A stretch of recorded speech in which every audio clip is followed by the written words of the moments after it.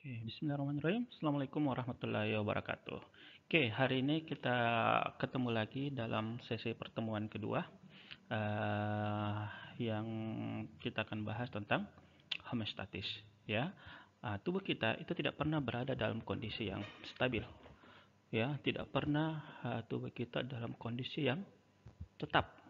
Banyak faktor yang menyebabkan kondisi atau keadaan tubuh kita itu berubah, baik dari faktor eksternal maupun dari faktor internal. Faktor-faktor tadi yang menyebabkan perubahan terhadap stabilitas tubuh kita itu akan menyebabkan pengaruh yang mungkin baik, mungkin pula buruk bagi tubuh kita.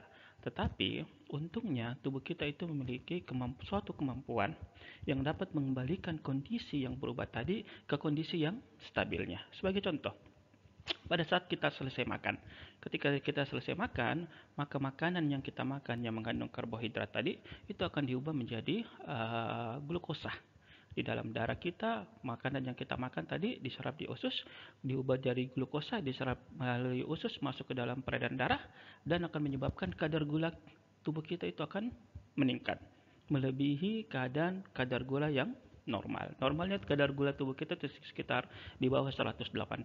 Tetapi ketika kita habis makan, maka kadar gula dalam tubuh kita bisa meningkat melebihi 180 yang merupakan suatu keadaan yang tidak stabil buat tubuh kita. Tetapi tubuh mampu melakukan kemampuan, tubuh mampu mengembalikan keadaan gula yang tinggi tadi ke keadaan gula yang stabil, yaitu di bawah 180. Dengan cara tubuh itu akan melepaskan insulin. Insulin itu akan menyebabkan gula masuk ke dalam otot, gula masuk ke dalam sel hati, sehingga kadar gula yang ada di dalam darah akan turun. Kemampuan inilah yang dikenal sebagai homeostatis. Hari ini kita akan membahas tentang homeostatis, ya, sebagai bagian yang terpenting dari pembahasan tentang fisiologi. Oke, kita lanjut. Homeostatis itu sendiri adalah suatu kemampuan dari sistem fisiologi tubuh kita untuk mempertahankan keadaan yang relatif konstan. Ya, ingat ya, kata keadaan yang relatif berarti dia tidak mutlak. Relatif, dia tidak mutlak. Tidak mutlak di sini bahwa keadaan itu nilai-nilai di dalam tubuh kita itu biasanya memiliki range, bukan satuan yang tunggal. Ya, misalnya tekanan darah kita, ya, itu normalnya di bawah 120/80. Kadar gula darah kita di bawah kadar gula darah kita di bawah 180, ya, dan nilai-nilai yang lain. Jadi nilai-nilai yang dipertahankan oleh tubuh kita itu biasanya dengan nilai-nilai range, bukan dengan nilai-nilai yang tetap. Jadi nilai itu di dalam range tersebut. Tubuh itu bekerja dengan homeostatis untuk mempertahankan agar nilai-nilai yang ada pada tubuh kita itu berada di dalam range tadi. Tekanan darah berada tetap di bawah 120/80. Mungkin naik, mungkin. Karena nilai-nilai tersebut bukan nilai yang konstan, tapi bisa berubah. Ketika kamu kaget, maka tekanan darah itu akan bisa naik melebihi 120/80. Tetapi tubuh mampu mengembalikan ke kondisi yang normalnya kembali di bawah 120/80. Itulah kemampuan inilah yang dikenal sebagai kemampuan homeostatis, ya, kemampuan mempertahankan uh, keadaan yang relatif stabil ini, relatif konstan tadi. Kalau ingat ya, yang perlu Bapak tekankan sini ada dua istilah yang mungkin agak berbeda, ya, dan dengan istilahnya mirip tetapi maknanya berbeda. Ada di sini adalah homeostatis, ada hemostatis. Dua istilah yang padanan katanya mirip, cuman berbeda pada satu huruf saja, yaitu pada huruf awalnya ada ho, ada he, ya, itu. Sekarang Nah, homeostatis itu berbeda dengan hemostatis. Homeostatis itu adalah kemampuan sistem fisiologi tubuh untuk mempertahankan tadi keadaan yang relatif konstan, sedangkan hemostatis itu adalah pembekuan darah, peristiwa pembekuan darah yang nanti kita akan bahas pada saat kita membahas tentang pembuluh darah dan darah, ya, darah dan pembuluh darah itu. Jadi Bapak harap kalian tidak menyamakan istilah antara homeostatis dan hemostatis. Kembali ke homeostatis. Jadi homeostatis itu adalah kemampuan tubuh kita untuk mempertahankan kondisi stabilnya. Bagaimana kalau tubuh kita tidak mampu mempertahankan kondisi yang stabilnya? Dalam hal ini tidak memiliki kemampuan homeostatis. Ya, maka ketika tubuh tidak memiliki lagi kemampuan homeostatisnya, maka disitulah timbul daripada penyakit. Ketika tadi kita kembali contoh tadi kadar gula darah habis makan, ya. Kalau tubuh tidak memiliki kemampuan homeostatis untuk menurunkan kadar gula darah dalam tubuh, maka pasien itu akan menderita penyakit diabetes. Kalau kita kaget terus tekanan darahnya naik, ya. Kemudian tekanan darah yang naik tadi secara dengan berbagai faktor yang lain menyebabkan kadar tekanan darah itu naik, tapi tubuh tidak mampu mengembalikan ke keadaan yang normal tadi, atau tidak memiliki lagi kemampuan daripada homeostatis, maka disitulah pasiennya akan menderita penyakit hipertensi. Jadi penyimpangan dari homeostatis inilah yang dikenal sebagai penyakit. Inilah yang dikenal sebagai penyakit. Oke, jadi homeostatis itu adalah kemampuan tubuh untuk mempertahankan kondisi yang relatif konstannya atau relatif stabilnya. Sekarang pertanyaannya, bagaimana sih mekanisme kerjanya homeostatis sehingga dia mampu mempertahankan kondisi yang relatif stabilnya? Oke, tubuh mampu mengembangkan kemampuan homeostatis karena tubuh memiliki 3 sistem yang bekerja di dalam homeostatis tadi. Ketiga sistem tadi itu adalah, yang pertama adalah detektor, itu untuk mendeteksi adanya perubahan atau tidak perubahan yang terjadi pada tubuh kita. Ini biasanya dilakukan oleh reseptor sel saraf atau neural. Jadi pertama detektor, kemudian yang kedua adalah komparator. Komparator itu dia berguna untuk membandingkan antara nilai yang perubahan yang tadi dengan nilai standarnya. Ya, biasanya itu perubahan tadi dengan nilai standarnya. Jadi dengan membandingkan ini maka diketahui apakah nilainya berlebih atau nilainya kurang. Berlebihnya berapa banyak dan berkurangnya berapa banyak, sehingga dengan membandingkan tadi maka dapat dilakukan suatu tindakan yang akan dilakukan oleh efektor. Apakah tindakan yang menurunkan atau tindakan yang menaikkan dan semacamnya. Jadi ada 3 sistem yang bekerja pada homeostatis. Ketiga sistem ini bekerja secara bersama-sama untuk menghasilkan suatu harmoni daripada homeostatis tadi. Bagaimana kalau salah satu sistem ini tidak bekerja? Biasanya yang tadi kita bahas tentang penyakit, maka biasanya penyakit itu terjadi karena salah satu dari 3 sistem ini tidak bekerja dengan normal. Ya, mari kita lihat dulu. Bapak akan beri contoh suatu bagaimana sistem homeostatis ini bekerja. Ya, contohnya, contohnya adalah misalnya tadi. Jadi ada detektor, ada komparator, ada efektor. Berikut contoh bagaimana sistem homeostatis itu bekerja. Ya, Bapak akan berikan gambaran bagaimana sistem homeostatis itu bekerja. Bapak berikan contoh bagaimana tubuh kita mempertahankan suhu tubuhnya. Ya, karena pengaruh dari luar. Ya, ingat suhu di luar tubuh kita.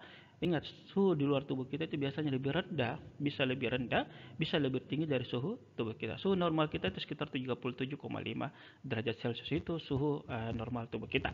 Ya, kadang suhunya lebih panas, melebihi 37, kadang juga dia lebih dingin. Misalnya di ruangan ber-AC, suhu ruangan itu lebih kecil dari suhu tubuh kita. Tapi tubuh mampu mempertahankan agar suhu tubuh kita tetap 37,5. Nah, ini coba kita lihat bagaimana mekanisme sistem homeostatis itu bekerja. Bapak akan berikan contoh bagaimana misalnya pada saat suhu tubuh kita itu melebihi suhu ruangan lebih tinggi dari suhu tubuh kita, ya, maka akan dideteksi oleh reseptor-reseptor yang ada pada permukaan kulit kita. Dia akan mendeteksi. Jadi reseptor di sini adalah detektornya untuk mendeteksi perbedaan suhu di luar tubuh kita dengan suhu tubuh kita. Ya, bisa juga mendeteksi perubahan suhu yang ada di dalam tubuh kita dengan suhu normal kita. Ya, kemudian reseptor tadi yang mendeteksi ini akan menginformasikan ke otak. Jadi komparator itu biasanya berada di otak, ya. Pusat pembanding itu biasanya berada di otak, ya, untuk membandingkan antara suhu di luar tubuh kita dengan suhu tubuh kita. Ya, itu biasanya reseptor kontrol yang ada di otak itu dikenal sebagai termoregulatory, ya, pengatur suhu tubuh kita, ya. Itu dia akan membandingkan. Kalau dia bandingkan misalnya ternyata suhu di luar tubuh kita itu lebih tinggi daripada suhu tubuh kita, maka dia akan menginformasikan ke efektor, yaitu kelenjar keringat. Dia akan menginformasikan ke efektor atau kelenjar keringat supaya kelenjar tersebut aktif untuk mensekresikan keringat. Tujuannya apa untuk mensekresikan keringat? Karena yang sekresikan adalah air, maka air itu akan mendinginkan permukaan tubuh kita. Akibatnya dengan mendinginkan tadi diharapkan walaupun suhu yang ada di luar tubuh kita itu lebih tinggi daripada suhu tubuh kita, maka tubuh kita itu tetap terjaga suhunya tidak ikut-ikut tinggi karena dia didinginkan dengan adanya kelenjar keringat tadi. Ya, itu. Jadi reseptor sebagai detektornya, kontrol sentralnya, komparatornya itu ada di otak dan efektornya ada di kelenjar keringat di situ. Ya, yang paling banyak itu biasanya efektornya. Efektor itu biasanya sangat-sangat berbeda dan reseptornya juga sangat-sangat berbeda tergantung di mana sih letak perubahan-perubahan yang terjadi tadi. Kalau kontrol komparatornya itu biasanya cuma satu, itu berada di otak dan sumsum tulang belakang. Sedangkan reseptornya dan detektor dan efektornya itu biasanya berada di banyak tempat. Bapak beri contoh lagi yang kedua. Contohnya pada saat pada saat kita berada pada suhu yang lebih dingin daripada suhu tubuh kita, maka reseptor sekali lagi akan mendeteksi perubahan suhu tadi, kemudian komparator membandingkan dengan suhu, dan dia akan memberikan tindakan pada efektor yang ada pada kulit kita. Contohnya, mungkin dia akan perintahkan, kelenjar keringat, kurangi pengeluaran air supaya tidak lagi bertambah dingin suhu tubuh kita. Ya, karena suhu di luar sudah dingin. Akibatnya kita tidak akan berkeringat, kita jarang berkeringat pada suhu yang dingin karena perintah dari efektor untuk mengurangi pengeluaran keringat. Akibatnya apa? Kalau kita berada pada suhu dingin misalnya di AC, maka kebanyakan kulit kita itu akan kering. Ya, kenapa? Karena keringat tidak akan dihasilkan. Kelembaban tubuh itu akan hilang. Ya, kalau di sini gambar sini contohnya adalah efektornya itu adalah dia akan menyebabkan otot-otot yang tidak terkontrol itu bergoyang atau dikenal sebagai gemetar, ya, itu.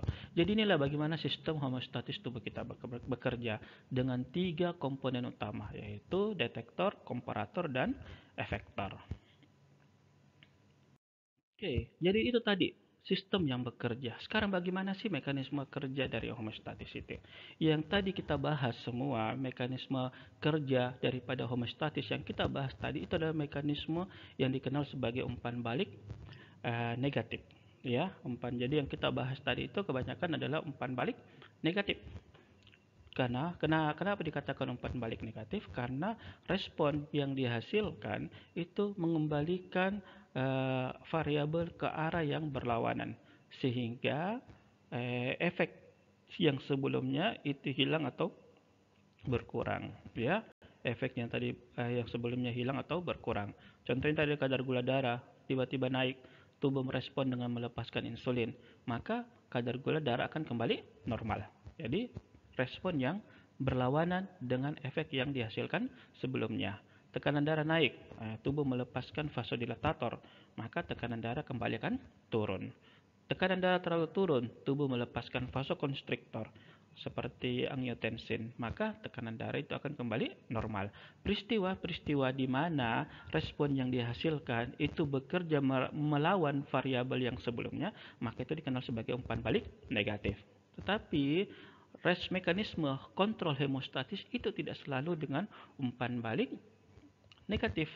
Terkadang juga dilakukan dengan umpan balik positif, ya. juga terkadang dengan umpan balik positif. Umpan balik positif itu adalah variabel yang sebelumnya dihasilkan dari suatu mekanisme, maka itu diperkuat terus sehingga arah perubahan itu mengikuti arah perubahan variabel yang sebelumnya. Jadi mengikuti arah perubahan variabel yang sebelumnya. Sebagai contoh berikut. Oke, sebagai contoh pada saat seorang ibu ingin melahirkan, ya, ini adalah contoh bagaimana umpan balik positif itu bekerja. Ketika seorang ibu akan melahirkan, maka janin yang berada di dalam perut ibu itu akan mendorong, ya, akan mendorong eh, uterus, ya, dia akan berusaha keluar dengan mendorong kepala ini akan mendorong uterus. Ketika uterus itu meregang, maka uterus itu akan menstimulasi kelenjar pituitari untuk mensekresikan oksitosin. Ya, jadi ketika di sini, jadi pertama ini kepala bayi ini sudah menekan uterus, maka ketika dia menekan, maka reseptor yang ada pada uterus itu mendeteksi bahwa adanya tekanan pada uterus. Deteksi, jadi reseptor yang pada uterus inilah yang dikenal sebagai detektor. Informasi yang dideteksi oleh detektor tadi akan dikirim ke otak. Ya, di otak akan dikirim di otak, kemudian terutama pada kelenjar pituitari yang ada pada otak, ya, itu akan menyebabkan kelenjar pituitari itu akan mensekresikan oksitosin. Ya, oksitosin akan disekresikan masuk ke dalam pembuluh darah, dibawa ke uterus, maka dia akan menyebabkan uterus berkontraksi malahan lebih kuat. Ketika kontraksi lebih kuat, bayi kemudian menyebabkan bayi semakin terdesak keluar. Ketika bayi terdesak keluar, maka malahan semakin banyak lagi oksitosin yang dihasilkan. Akhirnya inilah yang menyebabkan seorang bayi itu bisa keluar. Kalian bayangkan kalau misalnya yang terjadi pada kondisinya adalah umpan balik negatif. Ketika kepala bayi mendorong uterus, dideteksi oleh detektor ada peregangan pada uterus, malahan dia akan menekan uterus supaya tidak terbuka. Akhirnya itu bisa berbahaya pada bayinya. Jadi pada kondisi ini, dengan contoh kondisi ini, maka yang terjadi itu adalah umpan balik positif. Yang perlu kalian perhatikan ketika umpan balik positif, yang berbahaya dari umpan balik positif itu adalah ketika lingkaran yang dihasilkan dari umpan balik positif ini kan berbentuk lingkaran. Ketika lingkaran yang dihasilkan oleh umpan balik positif ini itu tidak berhenti, yang dikenal sebagai lingkaran setan, itu tidak berhenti. Contohnya, ketika bayinya sudah keluar, tetapi terus terjadi kontraksi pada uterus, maka akan terjadi perdarahan yang tidak berhenti pada pasiennya. Jadi yang perlu diperhatikan adalah suatu titik di mana ketika umpan balik positif itu terjadi, maka ada titik yang memutus rantainya. Sehingga perjalanan umpan balik positif itu tidak berlangsung terus-menerus yang bisa mengakibatkan bahaya pada manusianya, pada tubuh kita. Ya, jadi itulah mekanisme kerjanya. Jadi intinya yang Bapak simpulkan dari pembahasan tadi kita itu adalah homeostatis itu adalah kemampuan tubuh kita untuk mempertahankan kondisi yang relatif stabil, relatif konstan. Ya, homeostatis itu memiliki komponen-komponen, yaitu ada detektor, ada komparator, dan ada efektor. Kemudian homeostatis itu bekerja dengan dua mekanisme, yaitu umpan balik negatif dan umpan balik positif. Umpan balik negatif itu melawan efek yang terjadi sebelumnya, sedangkan umpan balik positif itu memperkuat efek yang sebelumnya. Oke, itu pembahasan kita hari ini tentang homeostatis.